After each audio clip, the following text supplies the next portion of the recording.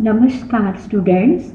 Hope you all will be well and maintaining social distance. As you know, in our Democratic Politics Part 2 Political Science book, we completed the first chapter, Power Sharing. In this video, we are going to start our second chapter, Federalism. Before starting our chapter, you should take care of certain things. First one, every time you must have pen and notebook with you to note down important points.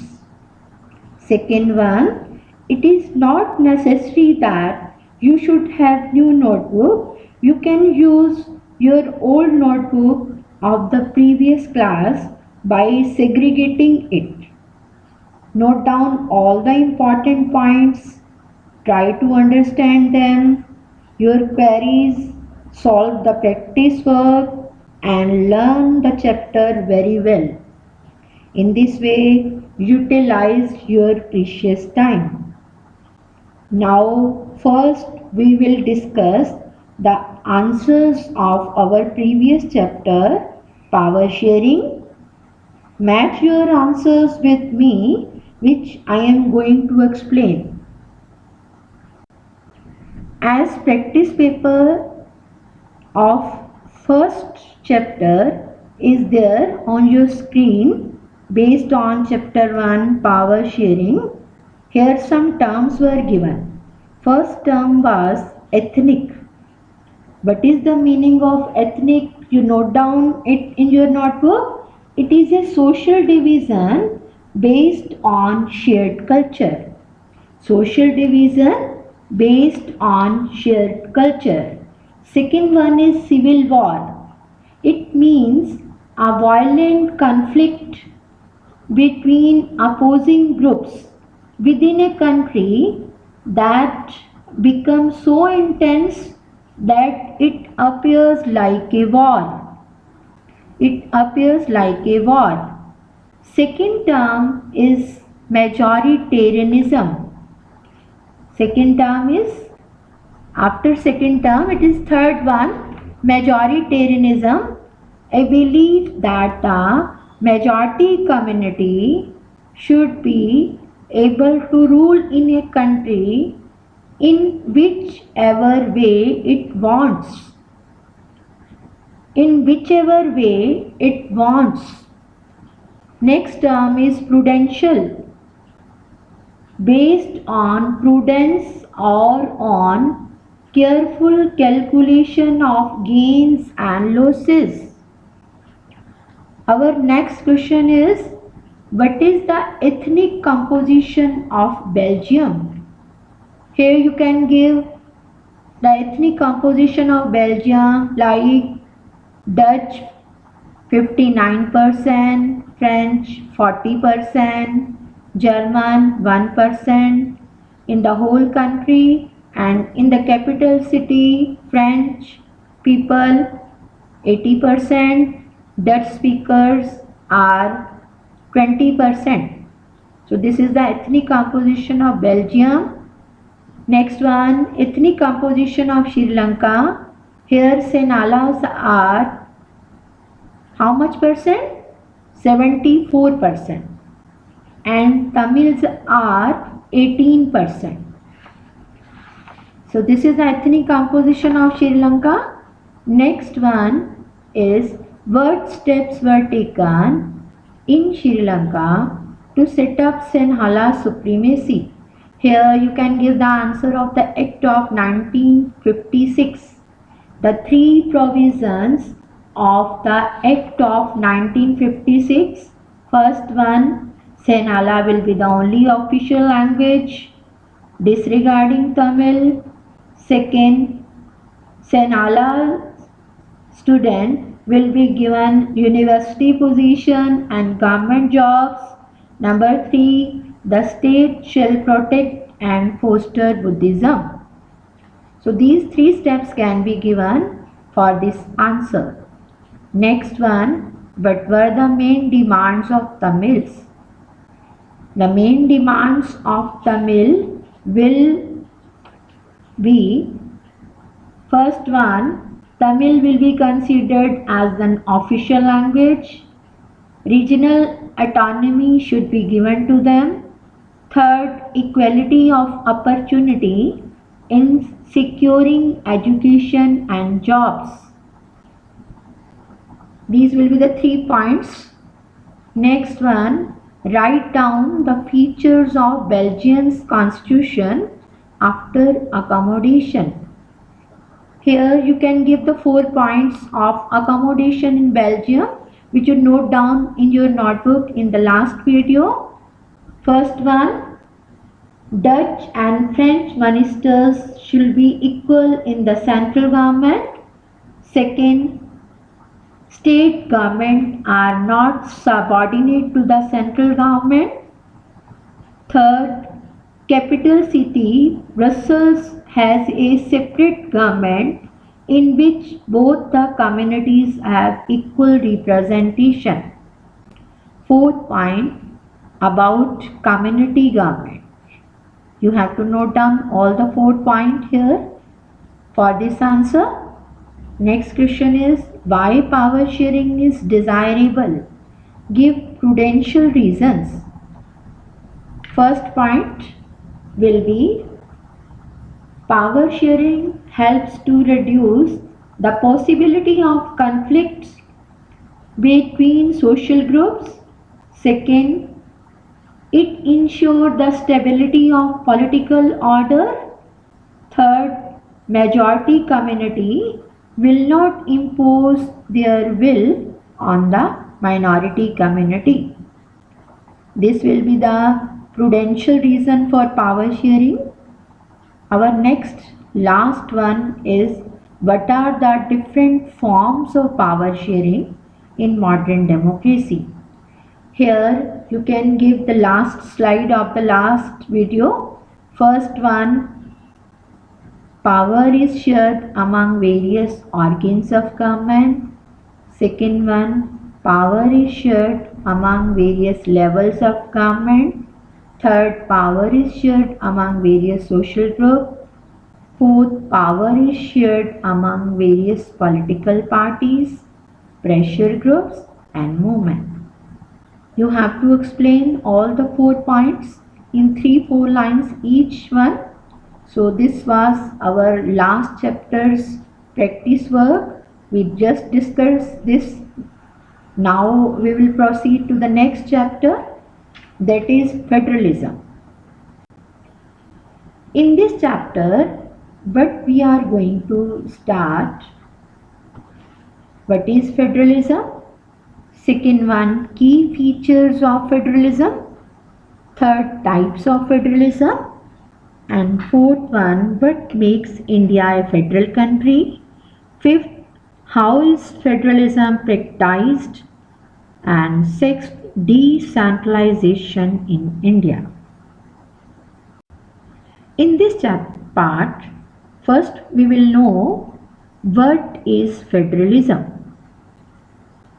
Before starting the meaning of federalism, recall the example of Belgium and Sri Lanka in the first chapter, power sharing.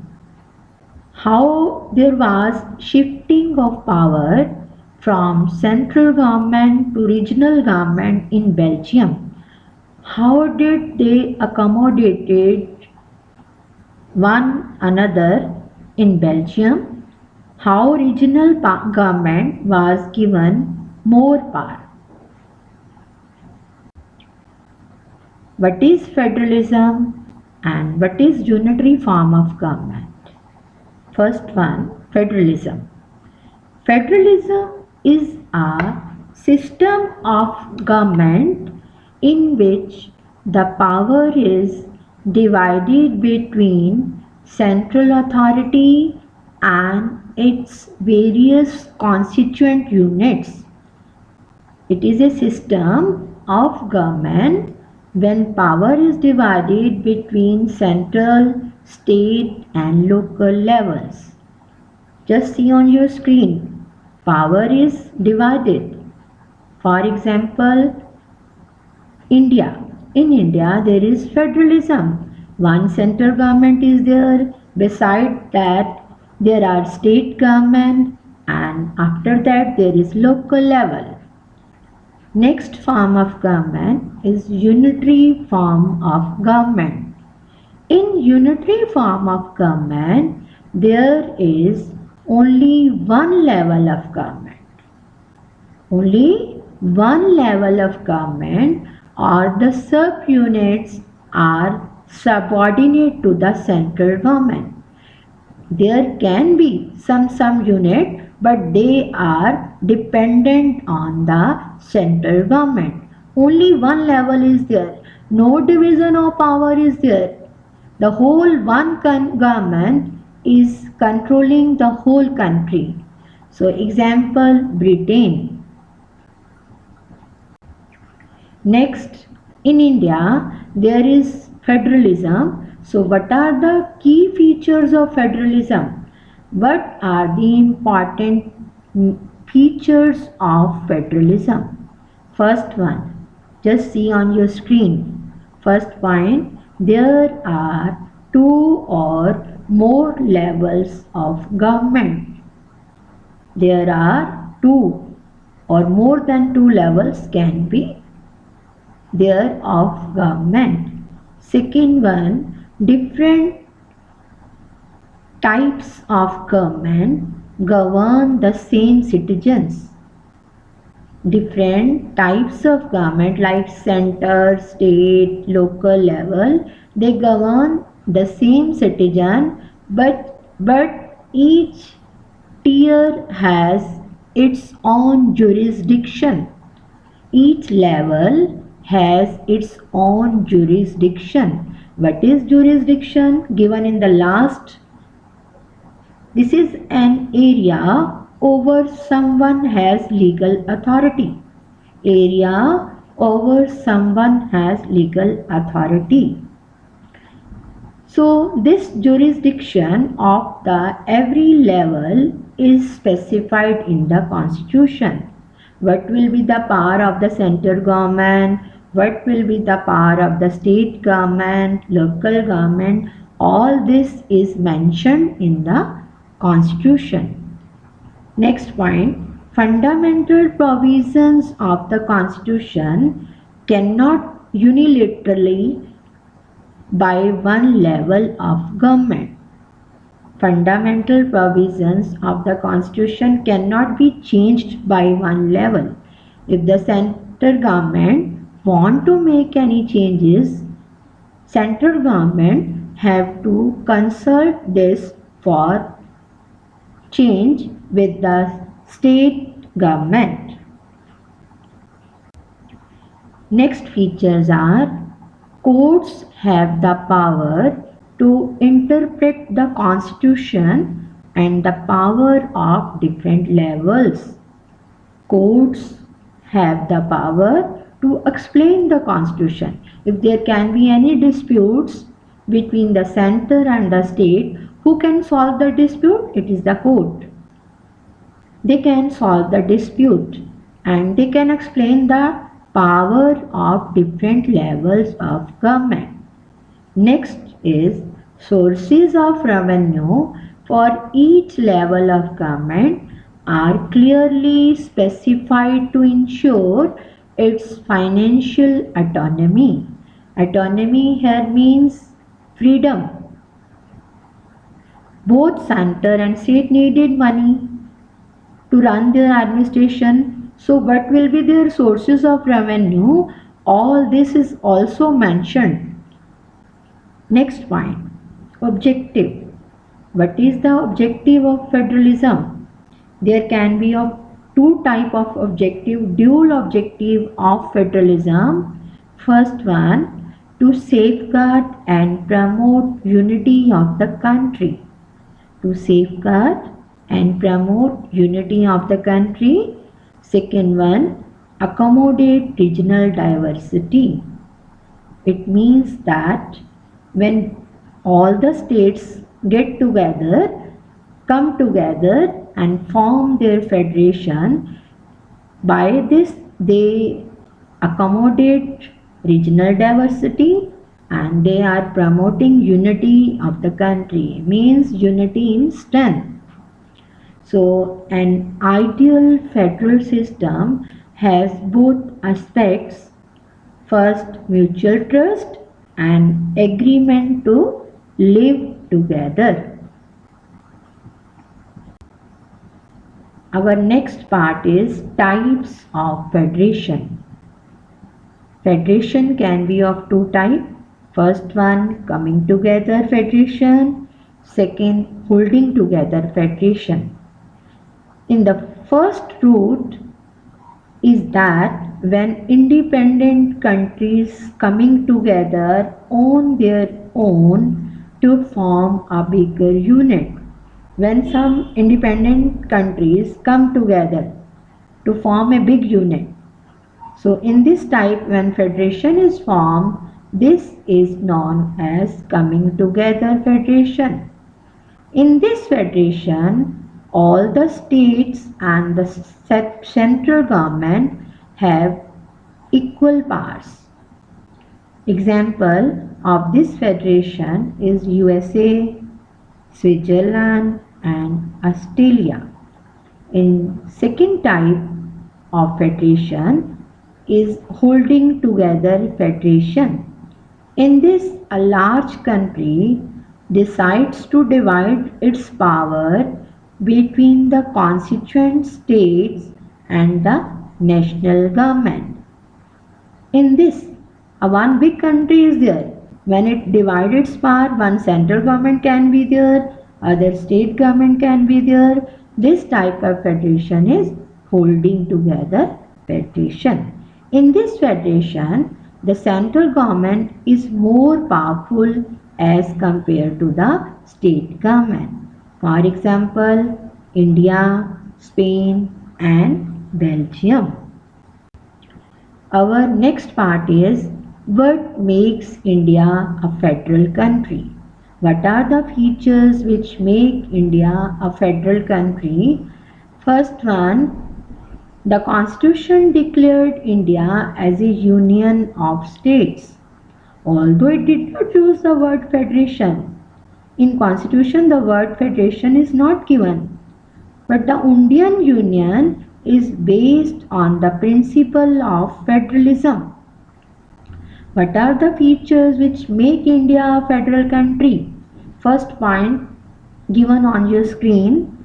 The Constitution originally provided for two tiers of government, central and state governments. Later, a third tier of federalism was added in the form of panchayats and municipalities. Earlier there were two levels, central and state, but now a third level, local level was added. Second point, these all different levels enjoy separate power or separate jurisdiction. Next point, all the states in the Indian Union do not have identical powers. Example, earlier Jammu and Kashmir has its own separate constitution, but now under Article 370, which was there in our constitution, now it has been removed. Now Jammu and Kashmir has no its own separate constitution. Our next point is division of powers. Powers are divided between the central and the state government in three lists. First is union list. See on screen, first point, union list, state list, concurrent list, and last one, residuary powers. In union list, there are 100 subjects given on your screen. Who can make law on this? Central government. These are important matters like foreign affairs, defense, banking, etc.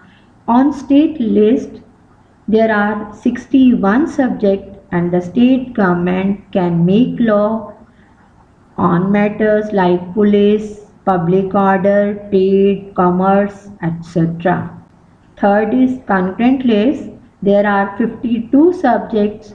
Both the central and the state government can make law.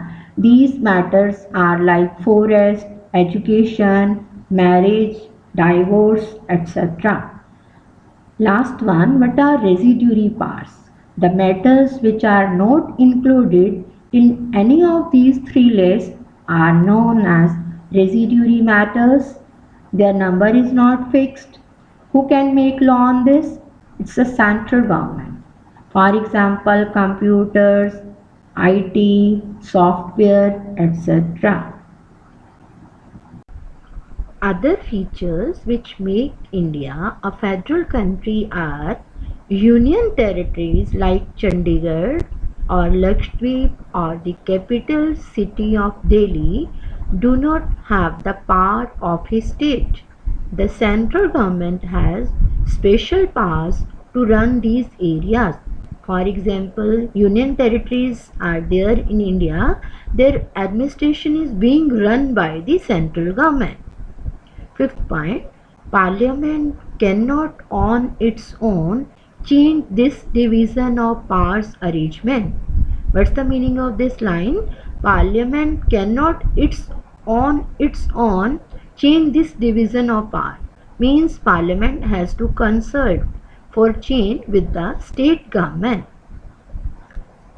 Sixth point, in case of any dispute about the division of powers, the High Court and Supreme Court make a decision. What's the meaning of this line? In case of any dispute between center and state government, the courts can decide the case. The High Courts of the state and the Supreme Court take the decision.